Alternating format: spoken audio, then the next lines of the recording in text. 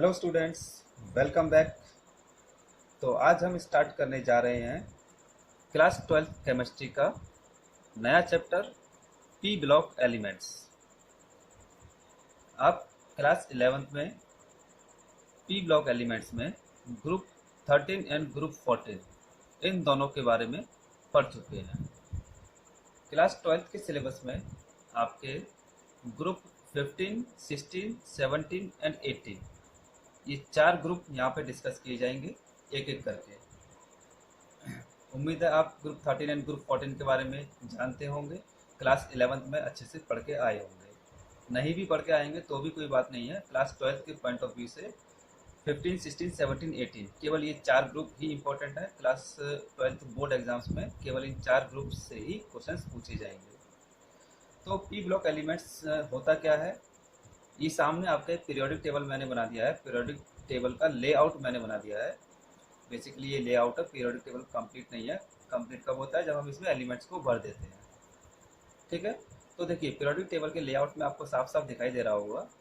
यहाँ पे ये जो 2 ग्रुप्स आपको दिखाई दे रहे हैं, इन दोनों ग्रुप्स को मिला के हमारा बनता है एस ब्लॉक, यानी कि first group and second group. इन दोनों ग्रुप्स को मिला के जो एलिमेंट्स आपके जो होते हैं उन सबको हम कहते हैं S block elements. Second group के बाद थर्ड ग्रुप से लेके 12th ग्रुप तक बीच में जितने भी एलिमेंट्स हैं, ये सारे एलिमेंट्स आपके होते हैं डी ब्लॉक के, इसीलिए इनको कहा जाता है D block elements. Class 12th में हम डी ब्लॉक एलिमेंट्स के बारे में भी पढ़ेंगे और एफ ब्लॉक एलिमेंट्स के बारे में भी पढ़ेंगे।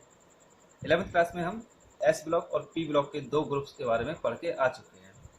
ठीक है, राइट हैंड साइड में यहाँ पे ये वाला जो ब्लॉक आपको दिखाई दे रहा है, इसको कहते हैं पी ब्लॉक। इसमें ग्रुप 13 से लेके ग्रुप 18 तक के एलिमेंट्स आए जाते हैं।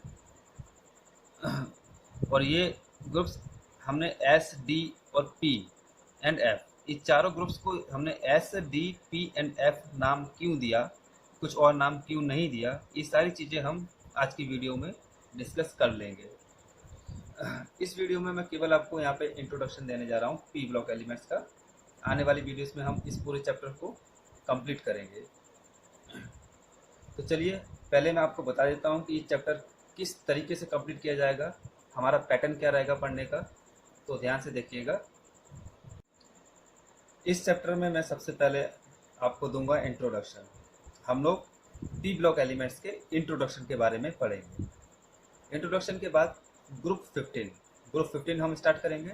और ग्रुप 15 में सबसे पहली चीज़ हम पढ़ेंगे अकरेंस के बारे में, उसके बाद फिजिकल एंड केमिकल प्रॉपर्टीज़, उसके बाद compounds and then anomalous behaviour of nitrogen. Group 15 में जो नाइट्रोजन है वो थोड़ा सा अलग बिहेवियर शो करता है, इसीलिए उसको हम अलग से पढ़ेंगे। और जितने भी एलिमेंट्स हैं ग्रुप 15 के, उनकी रिएक्टिविटी, कैसे वो रिएक्ट करते हैं, तो ये सारे टॉपिक्स हम ग्रुप 15 के बारे में पढ़ेंगे। सिमिलरली ग्रुप 16 के बारे में भी इन्हीं सभी टॉपिक्स को हम पढ़ेंगे, डिस्कस करेंगे।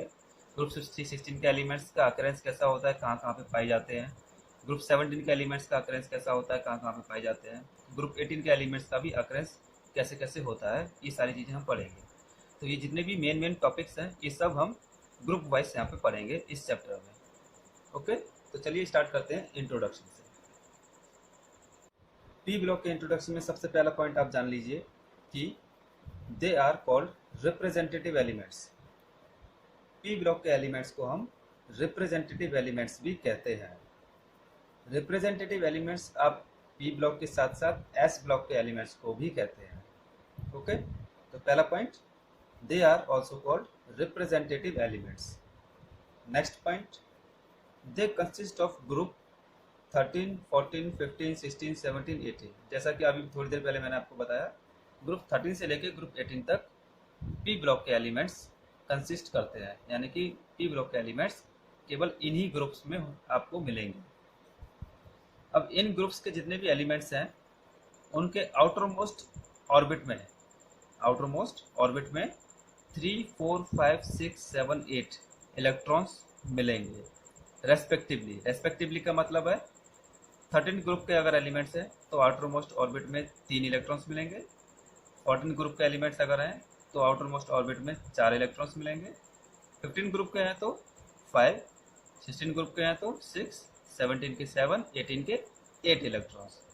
8 इलेक्ट्रॉन्स लास्ट ऑर्बिट में होने का मतलब है कि वो आपकी नोबल गैसेस होती हैं। आपने नोबल गैसेस के बारे में पढ़ा होगा कि अगर आउटर मोस्ट ऑर्बिट के अंदर 8 इलेक्ट्रॉन्स हैं तो हम उन्हें नोबल गैसेस कहते हैं। नेक्स्ट पॉइंट देखिए, general electronic configuration is NS2 NP1 से लेकर 6, यानी कि अगर मैं किसी एलिमेंट की इलेक्ट्रॉनिक कॉन्फ़िगरेशन पूछूंगा तो उसका फॉर्मेट कुछ इसी तरीके से होगा। फॉर एग्जांपल 1s2 1p 1 से लेकर 6 तक कोई भी वैल्यू हो सकती है। 1s2 1p 1 भी हो सकता है, 1p 2 भी हो सकता है, 1p 3, 1p 4, 1p 5, 1p 6 तक। ओके, तो ये होती है हमारी general electronic configuration p block के एलिमेंट्स की।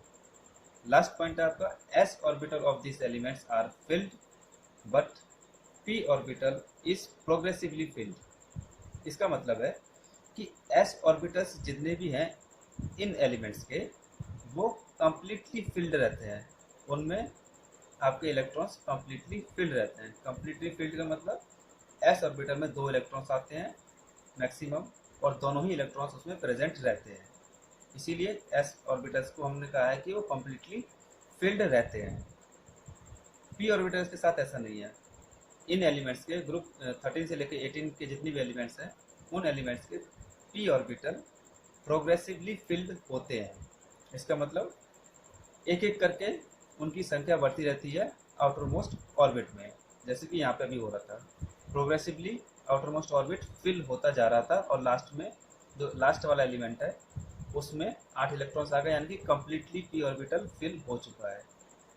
ओके, इसीलिए हम इनको p ब्लॉक एलिमेंट्स कहते हैं। क्यों? क्योंकि p ऑर्बिटल्स पे ही डिपेंड करती हैं इनकी केमिकल प्रॉपर्टीज।